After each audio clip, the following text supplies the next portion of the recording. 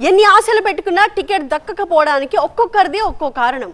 కానీ బీజేపీలో మాత్రం టికెట్లు రాకపోవడానికి డిఫరెంట్ కారణాలు ఉన్నాయి. పార్టీ పట్ల కమిట్మెంట్తో ఉన్నా సరే టికెట్ దక్కలేదు. అక్కడ అదో విచిత్రం. పార్టీ కోసం దెబ్బలు తిన్న వాళ్ళు కూడా ఉన్నారు బీజేపీలో, but no ticket. Same situation వైసీపీలో కూడా కనిపిస్తుంది. అంటే పార్టీ కోసం గొంతు చించుకున్నంత మాత్రాన టికెట్ రాదు అని చెప్పినట్టేనా ఈ ఉదాహరణలన్నీ?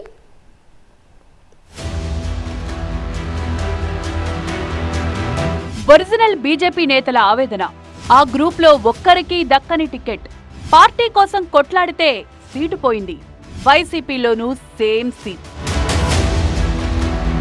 ఏపీ బీజేపీలో ఎన్ని ఆవేదనలు. ఒక్కొక్కరిది ఒక్కో కథ, ఒక్కో వ్యధ. కూటమి తమ కొంప ముంచిందని తెగ ఫీల్ అవుతున్నారు. బీజేపీలో అందరూ కాదు, ఇక్కడ కొన్ని గ్రూపులున్నాయి. Pro YCP, pro TDP, original BJP అని 3 వర్గాలున్నాయి. ఇందులో బీజేపీలో మొదటి నుంచి ఉన్న నేతలకే టికెట్లు దక్కలేదు. అందులోనూ ఆర్ఎస్ఎస్ బ్యాక్గ్రౌండ్ ఉన్నా సరే సీట్ రాలేదు.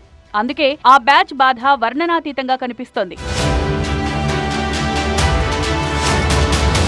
బీజేపీ ఎంపీగా గెలిచి మళ్లీ పార్లమెంట్లో అడుగు పెట్టాలనుకుంటున్నారు జీవీఎల్. ఇందుకోసం 3 ఏళ్లుగా గ్రౌండ్ ప్రిపేర్ చేసుకుంటూ వచ్చారు. విశాఖను సెలెక్ట్ చేసుకుని ఆ నియోజకవర్గంలో వర్కౌట్ చేసుకుంటూ వెళ్లారు. ఎంపీ నిధులను విశాఖలోనే ఖర్చు పెట్టారు. కేంద్ర మంత్రులు విశాఖ పట్టుకొచ్చారు. బట్ విశాఖ ఎంపీ సీటు కోసం సీఎం రమేష్ కూడా పోటీ పడ్డారు. విశాఖలో జరిగే బీజేపీ కీలక సమావేశాలకు అటెండ్ అవుతూ తాను పోటీలో ఉన్నానని చెప్పుకునే ప్రయత్నం చేశారు. తీరా చూస్తే విశాఖ సీటు మీకు ఇవ్వమని తేల్చి చెప్పింది టీడీపీ. దీంతో జీవీఎల్ చాలా హట్ అయ్యారు. సీఎం రమేష్ అయితే వెంటనే నియోజకవర్గాన్ని షిఫ్ట్ చేసుకుని అనకాపల్లైనా పర్వాలేదు అనడంతో ఆయనకు అనకాపల్లి ఎంపీ సీటు దక్కింది. ఎటొచ్చి కాస్త అన్యాయం అయిపోయింది మాత్రం జీవీఎల్ నరసింహారావే.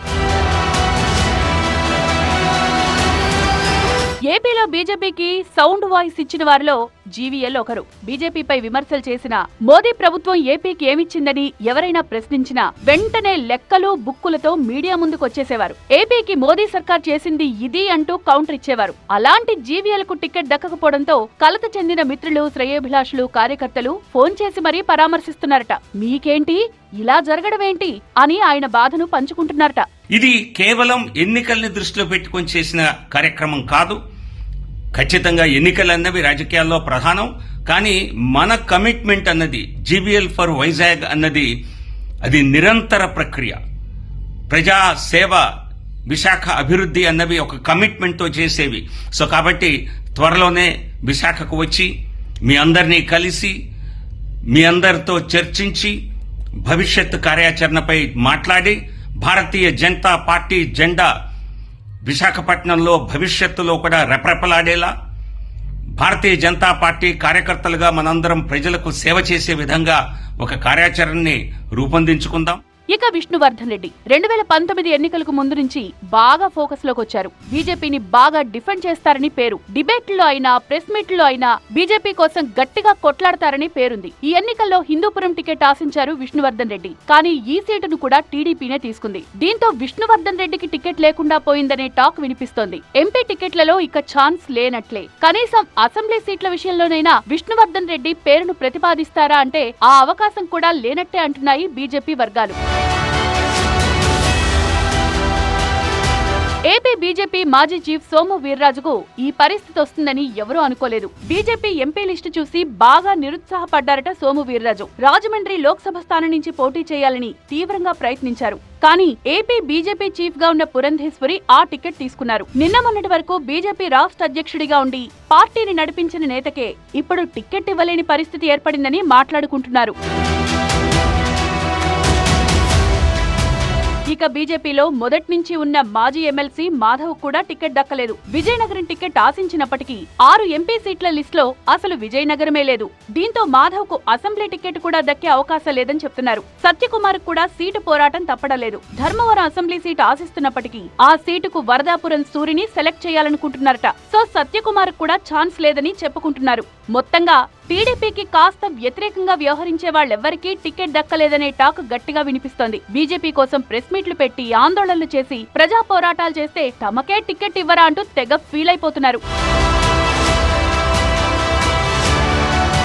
అటు వైసీపీలోనూ సేమ్ సీన్. ఇప్పుడంటే అందరూ సెటరేట్ అయ్యారు గానీ నిన్న మొన్నటి వరకు నిరసనలు తెలిపిన వారే పార్టీ కోసం గొంతు చించుకుంటే టికెట్ ఇవ్వరా అంటూ కాస్త ఎదురు తిరిగారు కూడా. ఆ సమయంలో పార్టీపై చేయని విమర్శే లేదు. ఒకప్పుడు పార్టీయే తమకు ప్రయారిటీ అని చెప్పి టికెట్ దక్కకపోవడంతో పక్క చూపులు కూడా చూశారు. మంగళగిరి ఎమ్మెల్యే ఆళ్ల రామకృష్ణారెడ్డి ఎన్ని ట్విస్టులిచ్చారో అందరూ చూశారు. టీడీపీనే టార్గెట్ గా అమరావతిపై ఫైట్ చేసి న్యాయ పోరాటం చేస్తున్నారు. అలాంటి ఆళ్ల టికెట్ ఇవ్వడం లేదని కాంగ్రెస్ కు వెళ్లారు. ఏమైందో గానీ తిరిగి వైసీపీలోకొచ్చి పార్టీ అభ్యర్థిని గెలిపిస్తామన్నారు. ఏదేమైనా పార్టీ కోసం వాయిస్ వినిపించిన ఆళ్లకు టికెట్ దక్కలేదు.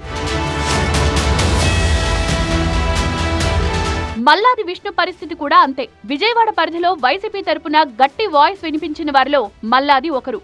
బట్ ఆయనకే షాక్ ఇస్తూ టికెట్ నిరాకరించింది పార్టీ. డొక్కా మాణిక్య వరప్రసాద్ సైతం కొన్నాళ్ల పాటు అభ్యర్థిగా వ్యవహరించారు. ప్రెస్ మీట్లు పెట్టి టీడీపీని ఏకేసేవారు. అలాంటి డొక్కా కూడా హ్యాండ్ ఇచ్చింది పార్టీ. గోరంట్ల మాధవ్ ఎంత స్వామి భక్తి ప్రదర్శించినా టికెట్ ఇవ్వలేదు. గోరంట్లకు ఎందుకు టికెట్ ఇవ్వలేదో అందరికీ తెలుసు. బట్ అంతకు ముందు వరకు పార్టీపై ఈగ వాలనివ్వలేదు. అయినా సరే సర్వే రిపోర్టులు చూపించి టికెట్ ఇవ్వలేదు వైసీపీ అధిష్టానం.